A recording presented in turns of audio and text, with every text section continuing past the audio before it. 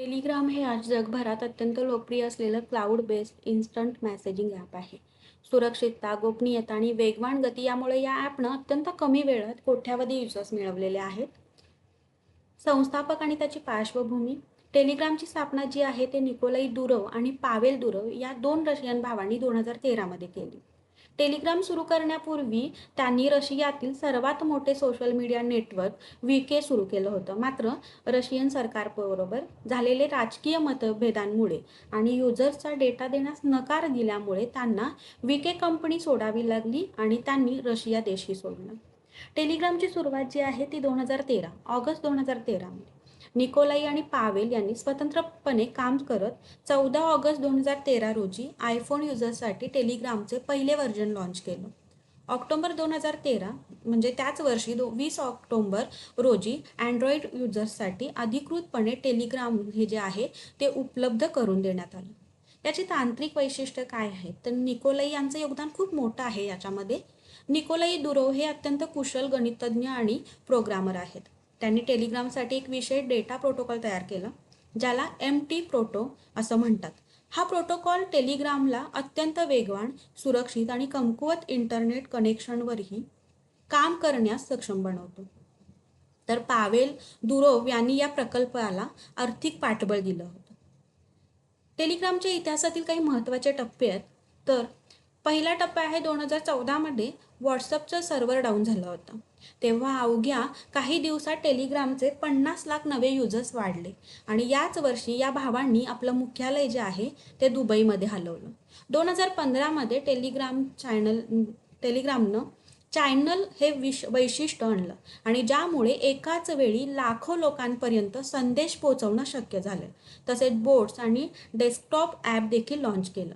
2018 मध्ये काय झालं तर रशियन सरकारने टेलिग्रामवर बंदी घालण्याचा प्रयत्न केला कारण पावेल यांनी युजर्सच्या चॅट्सच्या इन्क्रिप्शन की सरकारला देण्यास नकार दिला होता.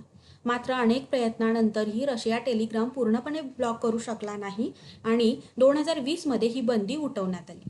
2021 मध्ये काय घडलं तर व्हॉट्सॲपने आपल्या प्रायव्हसी पॉलिसीमध्ये बदल केल्यानंतर जगभरातील करोडो युजर्सनी टेलिग्रामकडे धाव घेतली. जानेवारी 2021 मध्ये अवघ्या 72 तासामध्ये 25 लक्षाहून अधिक नवीन युजर्स टेलिग्रामवर आले.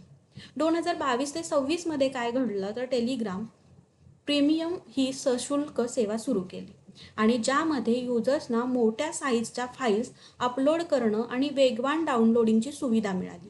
आज टेलिग्रामचे जगभरात 90 कोटीहून अधिक ॲक्टिव्ह युजर्स आहेत. टेलिग्रामच्या लोकप्रियतेची मुख्य कारणं काय आहेत तर व्हॉट्सॲप किंवा इतर मेसेजिंग ॲपच्या तुलनेत टेलिग्रामने सुरुवातीपासूनच काही क्रांतिकारी फीचर्स दिलेले आहेत. मोठ्या फाईल्स शेअरिंग म्हणजे सुरुवातीला 1.5 GB आणि आता तब्बल 2 GB ते 4 GB पर्यंतच्या फाईल्स त्याच्यामध्ये चित्रपट, सॉफ्टवेअर, डॉक्युमेंट्स याद्वारे पाठवता येतात. Cloud storage. टेलिग्रामचा डेटा फोनमध्ये सेव्ह न होता क्लाउडवर सेव्ह होतो, त्यामुळे फोनची मेमरी भरत नाही. Secret chat. यामध्ये एंड टू एंड इन्स्क्रिप्शन्स असतं आणि संदेश ठराविक वेळेनंतर आपोआप डिलीट होण्याची सोय असते. ग्रुप क्षमता. टेलिग्राम ग्रुपमध्ये तब्बल 2 लाख सदस्य एकत्र येऊ शकतात तर चॅनलमध्ये अमर्याद सबस्क्रायबर्स असू शकतात. एक रोचक तथ्य याच्यामध्ये की टेलिग्राम ही एक पूर्णपणे स्वतंत्र कंपनी आहे. पावेल दुरेव यांच्या मते टेलिग्राम नफा कमवण्यासाठी नाही तर लोकांना एक सुरक्षित आणि स्वतंत्र संवाद माध्यम देण्यासाठी तयार करण्यात आलेलं हे एक ॲप आहे. आता भारतामध्ये आपण 2 दिवसापासून ऐकतो आहोत की टेलिग्रामवर भारताने बंदी घातली. तर बंदी पूर्णपणे घातलेली नाही आहे, ती तात्पुरत्या स्वरूपात घातलेली बंदी आहे. त्याचं असं झालंय की कायमस्वरूपात बंदी घातलेली नाही आहे. सद्यस्थिती जी आहे जून 2026 मध्ये भारत सरकारने टेलिग्रामवर अत्यंत महत्त्वाचे आणि तात्पुरते निर्बंध टेम्पररी बॅन केलं गेलेलं आहे. हा निर्णय कोणत्याही राजकीय कारणास्तव नाही घेतलेला तर देशातील अत्यंत महत्त्वाच्या राष्ट्रीय परीक्षेची गोपनीयता आणि सुरक्षा राखण्यासाठी हा निर्णय घेण्यात आलेला आहे. तर तात्पुरती बंदीचं मुख्य कारण काय तर नीट UG 2026 मे 2026मध्ये झालेली नीट UG 2026 म्हणजे वैद्यकीय प्रवेश परीक्षा ही प्रश्नपत्रिका फुटीच्या आरोपांमुळे वादात सापडली होती आणि ज्यामुळे ती परीक्षा रद्द करून 21 जून 2026 रोजी पुन्हा एक्झाम घेण्याचं ठरलेलं आहे. या परीक्षेच्या पार्श्वभूमीवर टेलिग्रामवर अनेक फसव्या टोळ्या सक्रिय झाल्या होत्या. पेपर लीक नीट आणि प्रायव्हेट माफिया अशा नावांनी टेलिग्राम चॅनल्स आणि बॉट्स तयार करून विद्यार्थ्यांकडून हजारो ते लाखो रुपये उकळले जात होते आणि त्यांना बनावट प्रश्नपत्रिका विकल्या जात होत्या. यावर सरकारने काय कारवाई केलेली आहे कायदेशीर अशी, तर सेक्शन 69A अंतर्गत कारवाई केलेली आहे. कोणती कारवाई की वाढती सायबर फसवणूक आणि अफवा रोखण्यासाठी नॅशनल टेस्टिंग एजन्सी म्हणजे NTA च्या शिफारशीवरून केंद्रीय इलेक्ट्रॉनिक्स आणि माहिती तंत्रज्ञान मंत्रालयाने माहिती तंत्रज्ञान कायदा 2000च्या कलम 69A अंतर्गत टेलिग्रामवर तात्पुरते निर्बंध लादलेले आहेत. ॲप स्टोअरवरून हटवलेले ॲप जे आहे ते स्टोअरवरून हटवलेलं आहे. म्हणजे काय केलं आहे की केंद्र सरकारच्या निर्देशानुसार गुगल प्ले स्टोअर आणि ॲपल ॲप स्टोअरवरून टेलिग्राम ॲप तात्पुरते हटवण्यात आलेलं आहे. निर्बंधाचं स्वरूप काय आहे तर ते तात्पुरत्या स्वरूपाचं आहे आणि त्याचा कालावधी असा आहे की 16 जून ते 22 जूनपर्यंत ते थांबवणं. म्हणजे 16 जून ते 22 जूनपर्यंत संपूर्ण प्लॅटफॉर्म ब्लॉक केला जाणार आहे. म्हणजे 21 जूनच्या नीट परीक्षेदरम्यान कोणतीही अफवा पसरू नये आणि परीक्षा सुरक्षित पार पाडावी म्हणून हा तात्पुरता ब्लॉक आहे. 23 जूनपासून ॲप पुन्हा पूर्ववत होण्याची शक्यता आहे. त्यानंतर मॅसेज एडिटिंग फीचरवर बंदी घालण्यात आलेली आहे.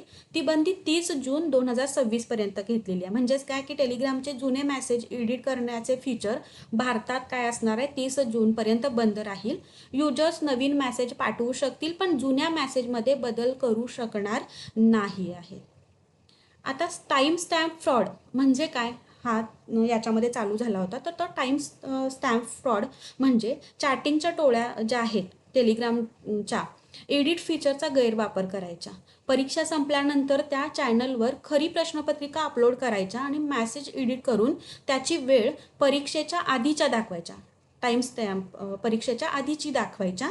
यामुळे पेपर आधीच लीक झाला होता असा भास निर्माण केला जायचा आणि हा डिजिटल घोळ रोखण्यासाठी सरकारने एडिटिंग फीचरवर 30 जूनपर्यंत बंदी घातलेली आहे. आता या निर्णयावर उलटसुलट प्रतिक्रिया तर सुरूच झालेल्या आहेत.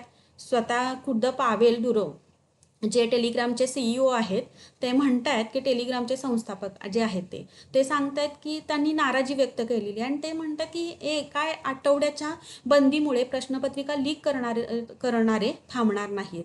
ते इतर ॲप्सचा वापर करतील, त्यांच्याकडून केला जाईल. मात्र यामुळे भारतातील 15 कोटी सामान्य टेलिग्राम युजर्सना नाहक त्रास होणार आहे. डिजिटल राईट्स संस्था इंटरनेट फ्रीडम फाउंडेशन IFF सारख्या संस्थांनीही या निर्णयाला अतिरेकी पाऊल म्हटलं आहे. कारण लाखो विद्यार्थी परीक्षेच्या शेवटच्या दिवसात टेलिग्रामवर स्टडी ग्रुपचा वापर अभ्यासासाठी करत होते किंवा करत असतात. थोडक्यात सांगायचं झालं तर ही बंदी तात्पुरत्या स्वरूपाची विशिष्ट परीक्षा कालावधीसाठी आहे. 22 जून 2026 नंतर टेलिग्रामवरील मुख्य निर्बंध जे आहेत ते हटवले जाणार जातील आणि संदेश एडिट करण्याचे फीचर 30 जून नंतर पुन्हा सुरू होणार आहे. तर अशा पद्धतीने टेलिग्रामचा इतिहास आपण बघितला आणि सद्यस्थिती जे टेलिग्राम चॅनलवर बऱ्याच चॅनलवर बोललं जाते की टेलिग्राम बंद झालं. तर ते टेलिग्राम पूर्णपणे बंद झालेलं नसून तात्पुरत्या स्वरूपाची बंदी त्यावर घातली गेलेली आहे. 23 जून नंतर ते पूर्ववत होईल आणि 30 जून नंतर आपण बाकीच्या ज्या गोष्टी त्यामध्ये